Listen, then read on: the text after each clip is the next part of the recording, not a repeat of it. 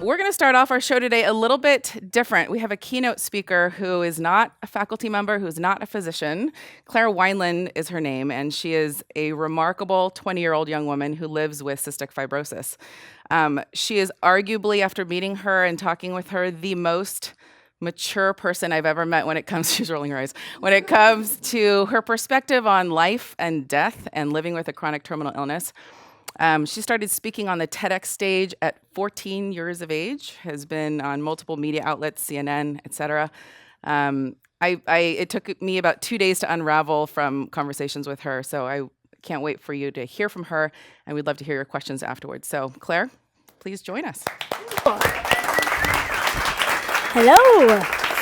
I am going to, for the first time in my entire career, use a chair. This is such a luxury. Well, hi, everyone. So this is really strange for me to be speaking to a room of doctors because normally the roles are reversed and you all are speaking to me. So it's quite a treat. It's funny because I have been doing this for a while, and as I've been growing up, the kinds of talks that I've given have really changed. I think it started with me giving kind of the normal inspirational talk on how to be okay in life even if you're sick. And it slowly kind of has morphed into me giving talks about how we change the conversation around people who are sick. How we change it from being a conversation about pity and about needing to fix them and needing to change everything and make them better so that they can go back to living their lives. But instead we make it a conversation of how do we empower them to actually live their lives while they're sick. And so I just want to give a disclaimer, I guess, about all of this, is it's not very medically. It's more so just the experience of someone who has been sick since the moment I was born, who has lived around a quarter of my life in hospitals, had more, parental relationships with doctors than I have with my own parents, and what I found about what it really takes to help a patient not just heal and not just get better physically, but actually be able to have lives that they're proud of. To be able to not just get better, but then go back to living life and fully. So I'll start off just with like a brief overview of my condition, because I'm sure most of you already know, the details of cystic fibrosis, but, oh well. We're all going to hear them again. So I was born with cystic fibrosis. I have delta 5OF, delete 2 copies, so it's pretty gnarly. I have to do around 4 to 5 hours of breathing treatments every day. I've spent around a quarter of my life in the hospital. And when I was born, my life expectancy was around 10 years old. And I knew this from the jump, and so did my parents. And the thing that's interesting is my parents really had worked so hard. By the time I was born, my parents had gone through, just hell and back in their lives, and had finally gotten themselves together when I was born, and when they got hit with the shocking diagnosis that they had a kid who was terminally ill. And I think that it's because of what they had been through in their life that they absolutely refused to let my illness be the thing that brought them down. After so many years of fighting, they were not going to let having a sick kid be the thing that was, the straw to break the camel's back, so to say. So because of that, they instilled in me this deep disregard for my diagnosis. Like from the moment I was born, did not care that I was sick or that I was dying. I was going to be okay. And that's just how I was going to be. And if anyone wanted to fight me on them, I'd fight them back. And from a really young age, I started realizing that the way the rest of the world saw my illness and saw my life was much different from the way that I saw my illness and that I saw my life. As I said, I spent a lot of time in the hospital, and there are 3 kind of major things that I learned growing up in a hospital. So I'm going to share those with you. The first one is that health is not the deciding factor in whether or not you're going to have a life that is successful and a life that you're proud of. And this realization came when I was around 8 years old and had a full-on fight with a 45-year-old man in my hospital room who's trying to tell me that he felt sorry for me. And I don't know what happened, but I just flipped out on him. It was 8 years of being told that that people were sorry for me and that they were sorry I had to have this kind of life, and me just not understanding why. And I flipped out on this 45-year-old man. So to set the scene, I loved hospitals. I loved being in hospitals.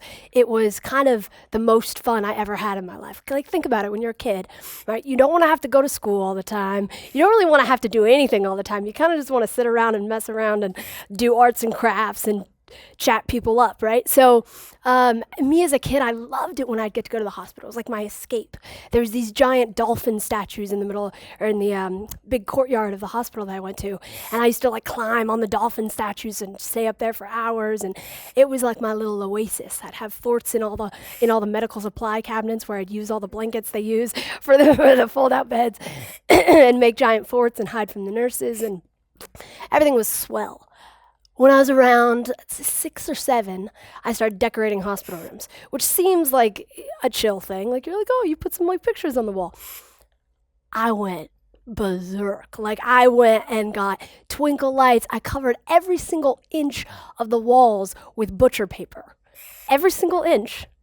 And I spent, I'm not even kidding you, 2 days straight, slept for maybe like 4 or 5 hours, 2 days straight of painting individualized watercolor bricks on the butcher paper so that it looked like I was in some kind of New York loft apartment instead of my hospital room.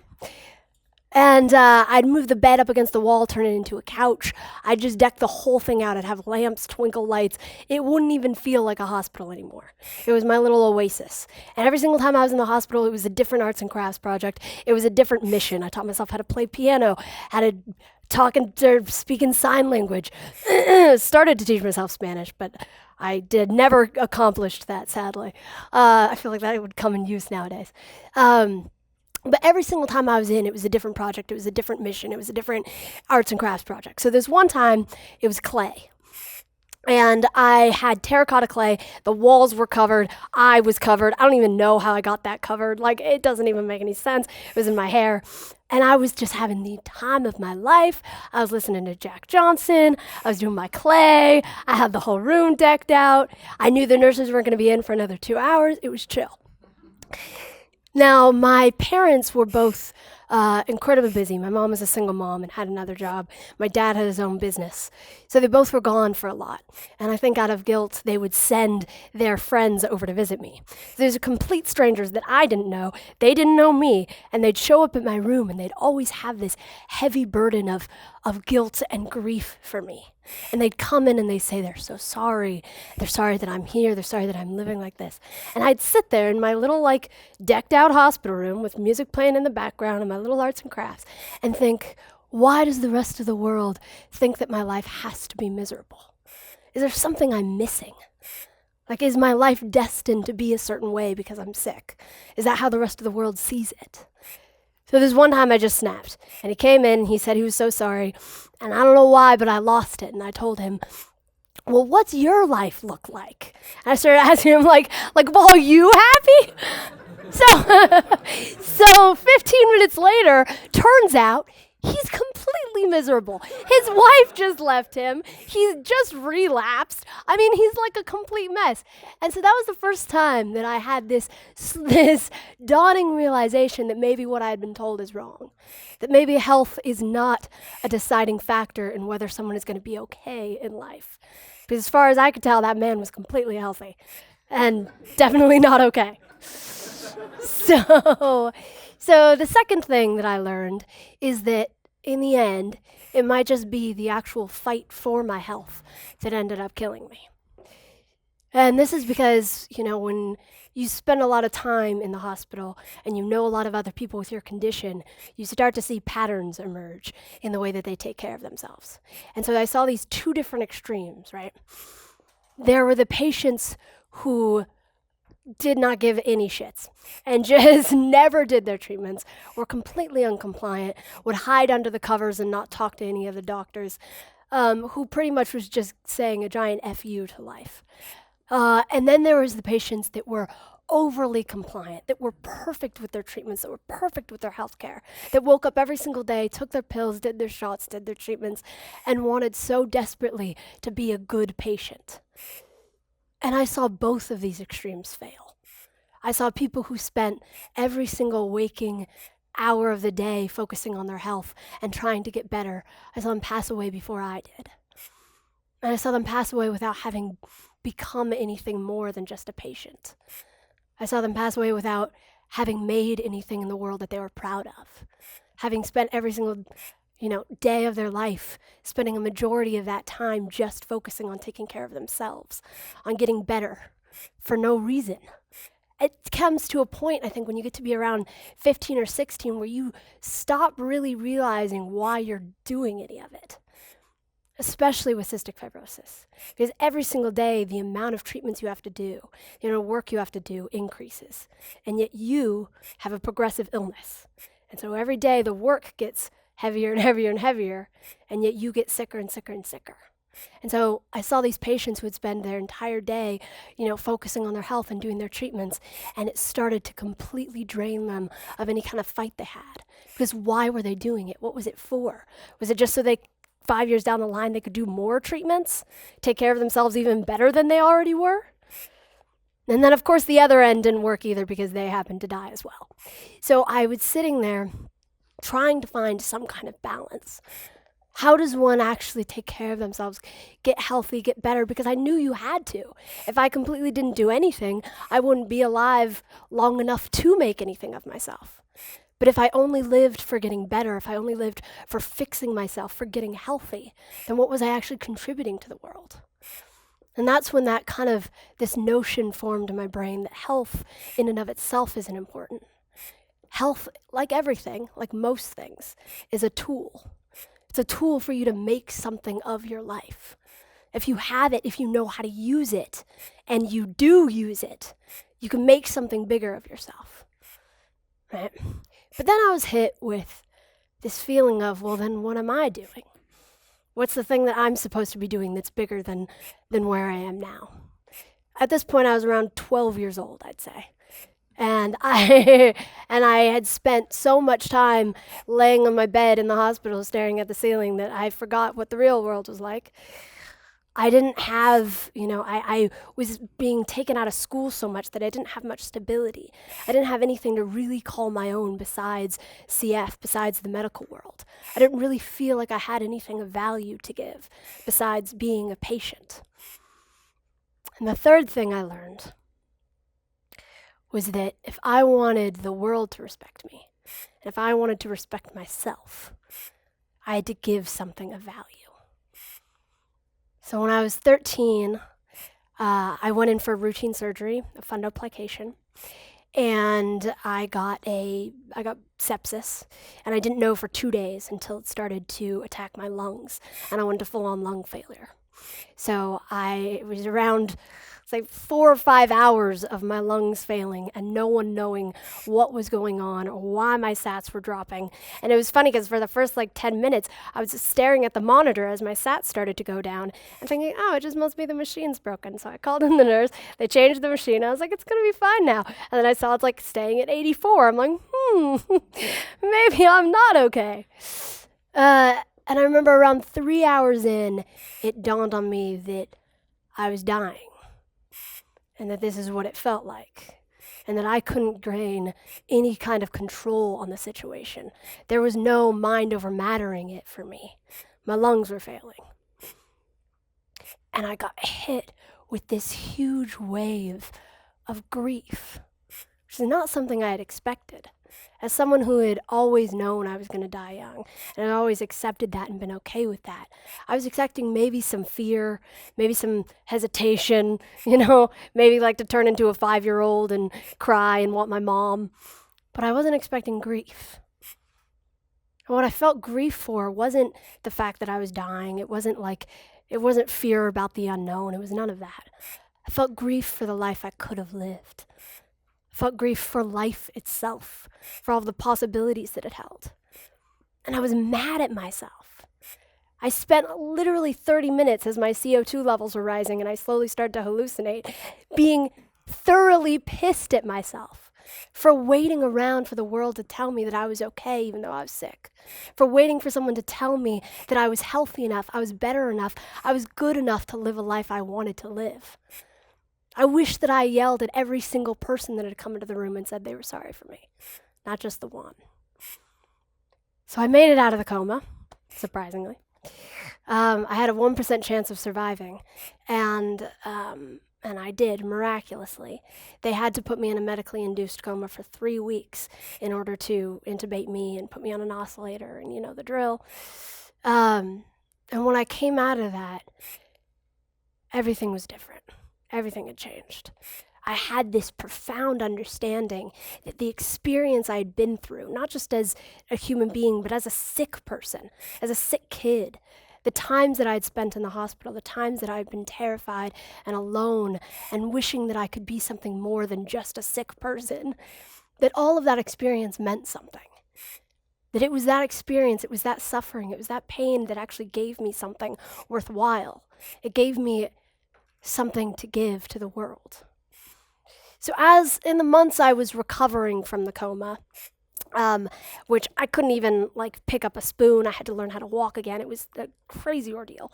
But in the months that I was recovering, I started looking around at the cystic fibrosis community, and I realized there was something severely lacking.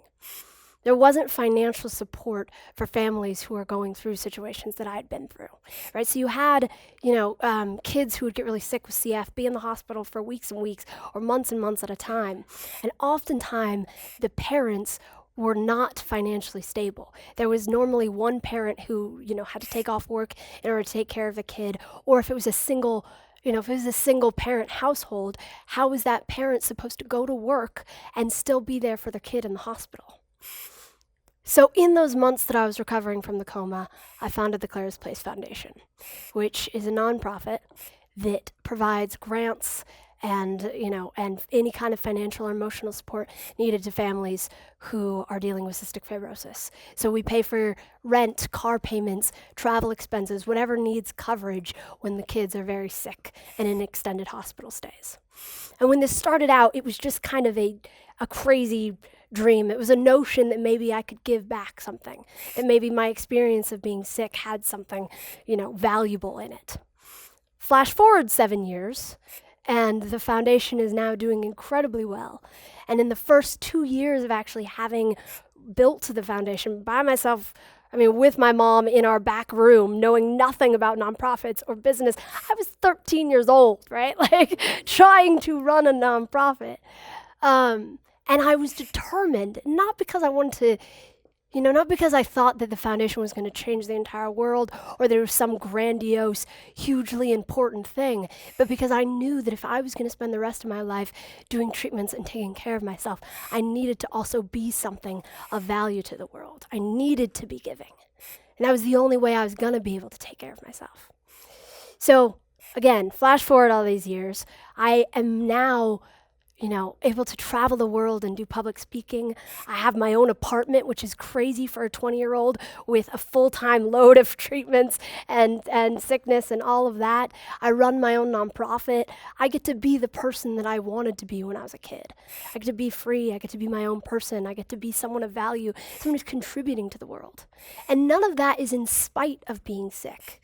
In a lot of ways, it's because I was sick.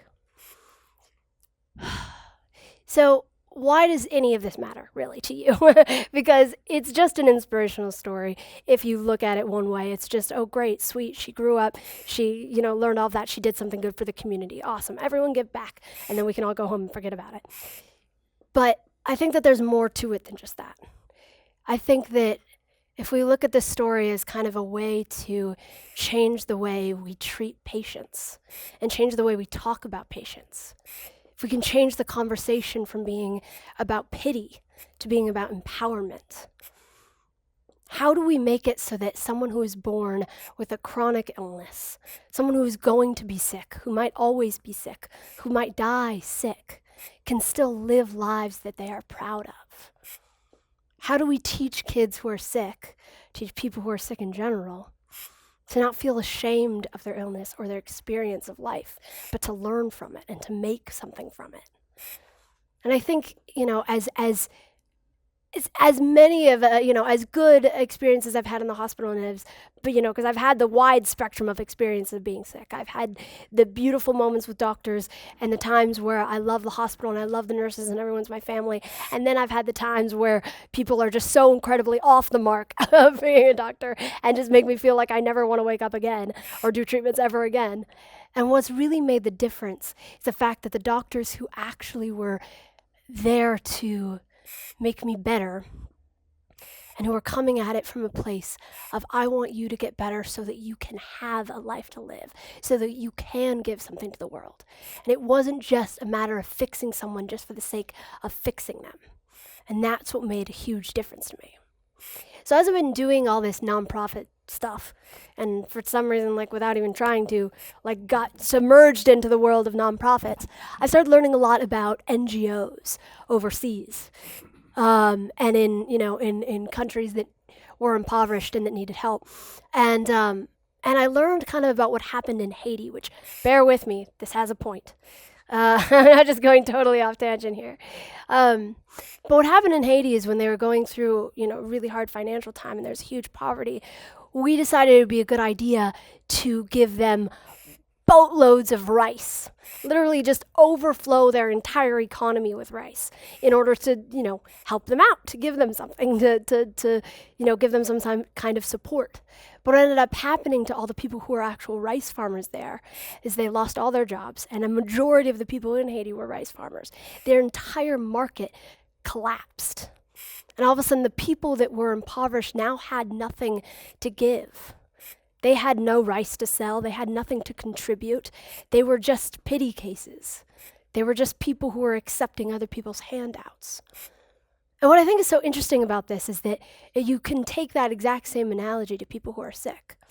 The best way to empower someone is not to give them anything, is not to treat them as if, they need to be put on the sidelines. They need to just focus on, their health, need to just focus on getting better.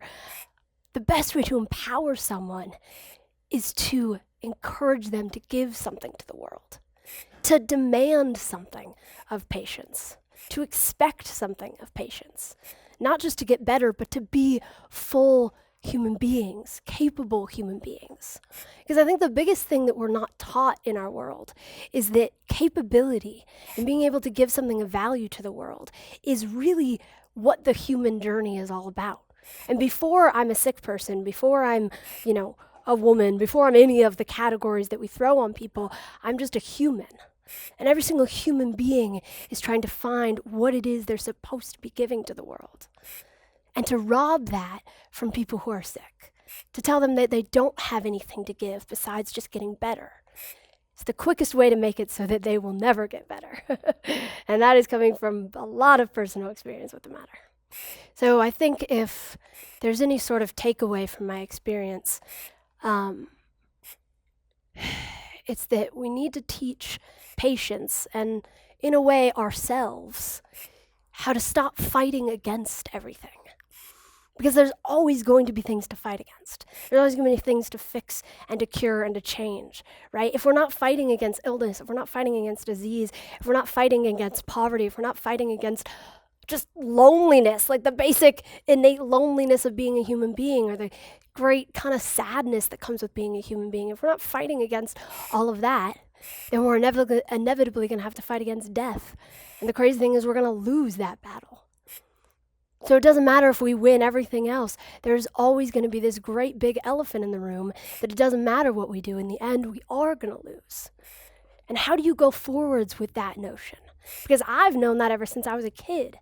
I knew that I was going to die faster than everyone else. I wasn't doing anything in my life for any kind of long-term result, for any kind of, grandiose solution to anything. I was doing it because I was fascinated by life. I wanted to give something. I wanted to be a part of it. I knew I was going to lose in the end. And we all are. Against every single battle we ever pick, we're going to lose. So what happens if we stop fighting against everything? And we teach patients and we teach ourselves how to fight for something, how to fight for lives that we're proud of. because that's the only way that the medical system is going to actually empower patients to take care of themselves, to step up to the plate, to do their treatments, to do what they need to do in life, is if they feel like they're fighting for something bigger than just their own health. If we're all fighting for something bigger than just the demons that we're battling. So, thank you.